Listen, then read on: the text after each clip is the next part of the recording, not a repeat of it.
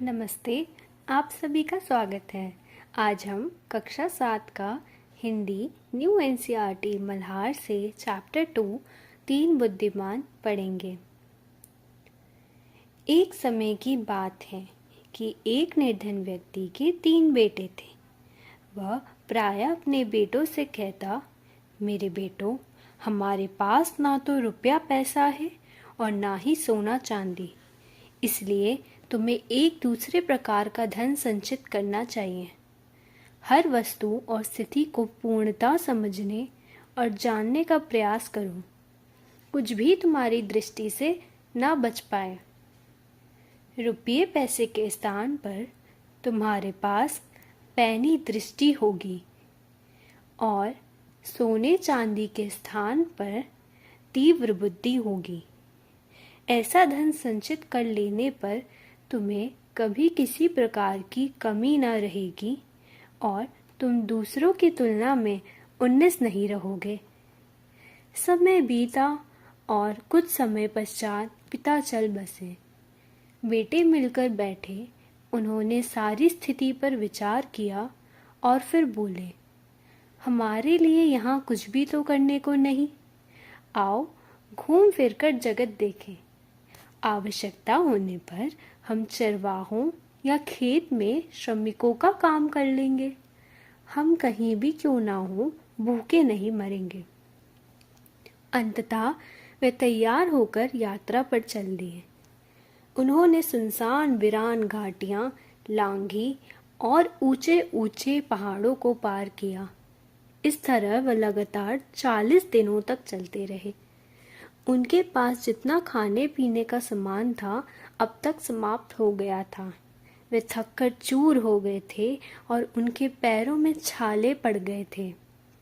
किंतु सड़क थी कि समाप्त होने को नहीं आ रही थी। वे आराम करने के लिए रुके और पुनः आगे चल दिए। अंत में उन्हें अपने सामने वृक्ष और मकान दिखाई दिए। वे एक बड़े नगर के पास पहुंच गए थे। तीनों भाई बहुत प्रसन्न हुए और शीघ्रता से पग बढ़ाने लगे। जब वे नगर के बिल्कुल निकट पहुंच गए, सबसे बड़ा भाई अचानक रुका। उसने धरती पर दृष्टि डाली और बोला, थोड़ी ही देर पहले यहाँ से एक बहुत बड़ा ऊंट गया है। वे थोड़ा और आगे गए तो मछला भाई रुका और सड़क के दोनों ओर देखकर बोला, संभवतः वह ऊंट एक आँख से नहीं देख पाता हूँ। वह कुछ और आगे गए तो सबसे छोटे भाई ने कहा, ऊंट पर एक महिला और एक बच्चा सवार थे। बिल्कुल सही, दोनों बड़े भाइयों ने कहा और वे तीनों फिर आगे बढ़ चले। कुछ समय पश्चात एक घुड़सवार उनके पास से निकला। सबसे बड़े भाई ने उसकी ओर देखकर पूछा, घुड़सवार, तुम किसी खोई हुई वस्तु को ढूंढ रहे हो ना? घुड़सवार ने घोड़ा रोककर उत्तर दिया, हाँ। तुम्हारा ऊंट खो गया है ना? सबसे बड़े भाई ने पूछा। हाँ। बहुत बड़ा सा? हाँ। वह एक आँख से नहीं देख पाता है ना? मछले भाई ने पूछा। हाँ।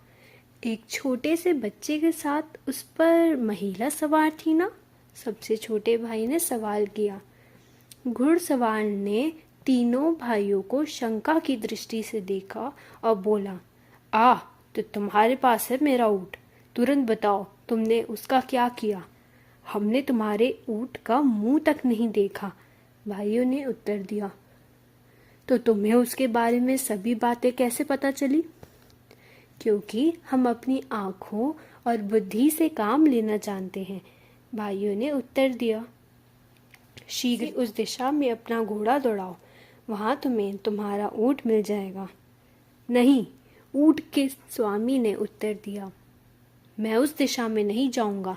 मेरा ऊंट तुम्हारे पास है और तुम्हें ही उसे मुझे लौटाना पड़ेगा। हमने तो तुम्हारे ऊंट को देखा तक नहीं, भाइयों ने चिंतित होते हुए कहा। लेकिन घुड़सवार उनकी एक भी सुनने को तैयार नहीं था। उसने अपनी तलवार निकाल ली और उसे जोर से घुमाते हुए तीनों भाइयों को अपने आगे आगे चलने का आदेश दिया। इस प्रकार वे सीधे अपने देश के राजा के भवन में ले गया। इन तीनों भाइयों को सुरक्षा कर्मियों को सौंपकर वह स्वयं राजा के पास गया। मैं अपने रेवड़ों को पहाड़ों पर लिए जा रहा था, उसने कहा, और मेरी पत्नी मेरे छोटे से बेटे के साथ एक बड़े से ऊंट पर मेरे पीछे पीछे आ रही थी। किसी कारण उनका ऊंट पीछे रह गया और वे रास्ते से भटक गए। मैं उन्हें ढूंढने गया तो मुझे रास्ते में 3 व्यक्ति मिले जो पैदल चले जा रहे थे। मुझे पूरा विश्वास है कि उन्होंने मेरा ऊंट चुराया है और मेरी पत्नी तथा बेटे को मार डाला है। तुम ऐसे क्यों समझते हो? जब व्यक्ति अपनी बात कह चुका तो राजा ने पूछा, इसलिए कि मैंने उन लोगों से इस संबंध में एक भी शब्द नहीं कहा था, फिर भी उन्होंने मुझे यह बताया कि ऊंट बहुत बड़ा था और एक आंख से नहीं देख पाता था तथा उस पर एक महिला बच्चे के साथ सवार थी। राजा ने थोड़ी देर सोच विचार किया और फिर बोला, जैसा कि तुम कहते हो, तुम्हारे बताए बिना ही तुम्हारे ऊंट के विषय में उन्होंने सभी कुछ इतनी अच्छी तरह से बताया है, तो अवश्य उन्होंने उसे चुराया होगा। जाओ, उन चोरों को यहाँ लाओ। ऊंट का स्वामी बाहर गया और तीनों भाइयों को साथ लेकर झटपट अंदर आया। चोरों, तुरंत बताओ, राजा उन्हें धमकाते हुए बोला। तुरंत उत्तर दो, तुमने इस आदमी का ऊंट कहाँ छिपाया है? हम चोर नहीं हैं, हमने इसका ऊंट कभी नहीं देखा, भाइयों ने उत्तर दिया। तब राजा बोला, इस व्यक्ति के कुछ भी बताए बिना तुमने ऊंट के विषय में सब कुछ बिल्कुल सही बता दिया। अब तुम यह कहने का कैसे साहस करते हो कि तुमने उसे नहीं चुराया? महाराज, इसमें तो आश्चर्य की कोई बात नहीं है, भाइयों ने उत्तर दिया। बचपन से ही हमें ऐसी आदत पड़ गई है कि हम कुछ भी अपनी दृष्टि से नहीं चूकने देते। हमने अपने परिवेश को पैनी दृष्टि से देखने और बुद्धि से सोचने के प्रयास में बहुत समय लगाया है, इसलिए ऊंट को देखे बिना ही हमने बता दिया कि वह कैसा है। राजा हंस दिया। किसी को भी देखे बिना ही उसके विषय में क्या इतना कुछ जानना संभव हो सकता है? उसने पूछा। हाँ, संभव है, भाइयों ने उत्तर दिया। तो ठीक है, हम अभी तुम्हारी सच्चाई की जांच कर लेंगे। राजा ने उसी समय अपने मंत्री को बुलाया और उसके कान में कुछ फुसफुसाया। मंत्री तुरंत महल के बाहर चला गया, लेकिन शीघ्र ही वह 2 सेवकों के साथ लौटा जो एक बहुत बड़ी सी पेटी लाए थे। दोनों ने पेटी को बहुत सावधानी से द्वार के पास ऐसे रख दिया कि वह राजा को दिखाई दे सके और स्वयं एक और हट गए। तीनों भाई दूर से खड़े उन्हें देखते रहे। उन्होंने इस बात को ध्यान से देखा कि पेटी कहाँ से और कैसे लाई गई थी और किस ढंग से रखी गई थी। हाँ, तो चोरों, हमें बताओ कि उस पेटी में क्या है? राजा ने कहा। महाराज, हम तो पहले ही यह विनती कर चुके हैं कि हम चोर नहीं हैं, सबसे बड़े भाई ने कहा। पर यदि आप चाहते हैं तो मैं आपको यह बता सकता हूँ कि उस पेटी में क्या है। उसमें कोई छोटी सी गोल वस्तु है। उसमें अनार है, मझले भाई बोला। हाँ, और वह अभी कच्चा है, सबसे छोटा भाई ने कहा। यह सुनकर राजा ने पेटी को पास लाने का आदेश दिया। सेवकों ने तुरंत आदेश पूरा किया। राजा ने सेवकों से पेटी खोलने के लिए कहा। पेटी खुल जाने पर उसने उसमें झांका। जब उसे उसमें कच्चा अनार दिखाई दिया तो उसके आश्चर्य की कोई सीमा न रही। आश्चर्यचकित राजा ने अनार निकालकर वहां उपस्थित सभी लोगों को दिखाया। तब उसने ऊंट के मालिक से कहा, इन लोगों ने यह स्पष्ट कर दिया है कि ये चोर नहीं है। वास्तव में ये बहुत ही बुद्धिमान लोग हैं। तुम इनके बताए रास्ते पर जाकर अपने ऊंट को खोजो। राजा के महल में उस समय उपस्थित सभी लोगों के आश्चर्य का कोई ठिकाना ना था, किंतु सबसे बढ़कर तो स्वयं राजा चकित था।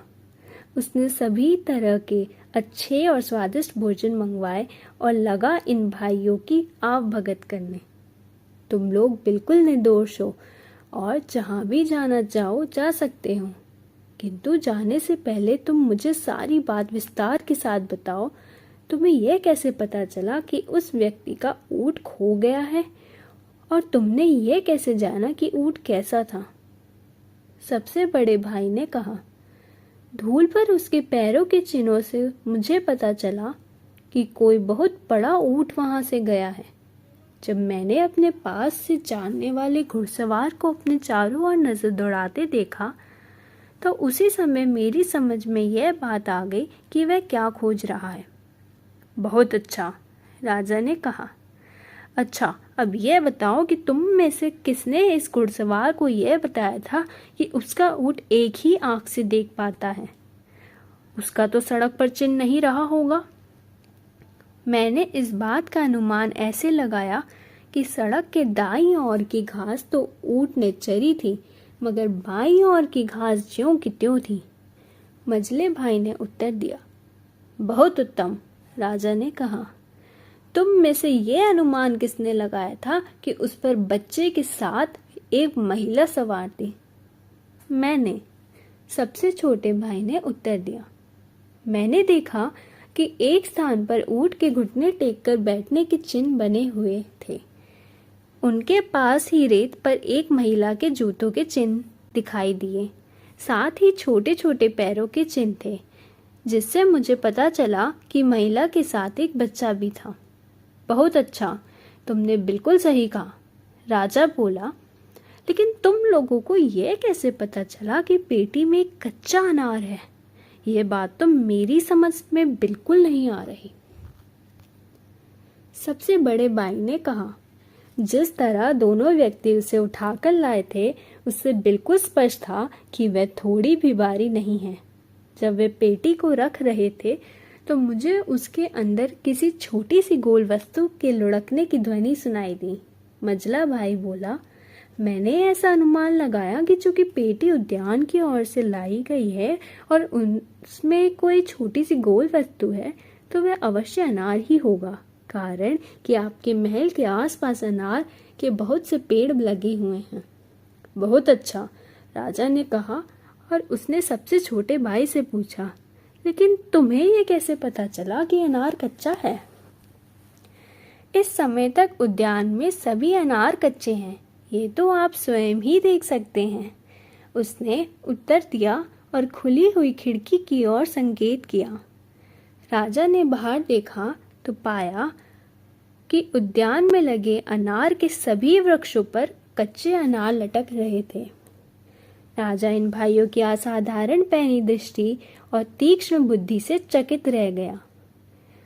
धन संपत्ति या सांसारिक वस्तुओं की दृष्टि से तो तुम धनवान नहीं हो, लेकिन तुम्हारे पास बुद्धि का बहुत बड़ा कोष है, उसने प्रशंसा करते हुए कहा और उन्हें अपने दरबार में रख लिया। तो ये कहानी यहीं पे समाप्त होती है। आपको ये कहानी कैसी लगी कमेंट में ज़रूर बताइएगा।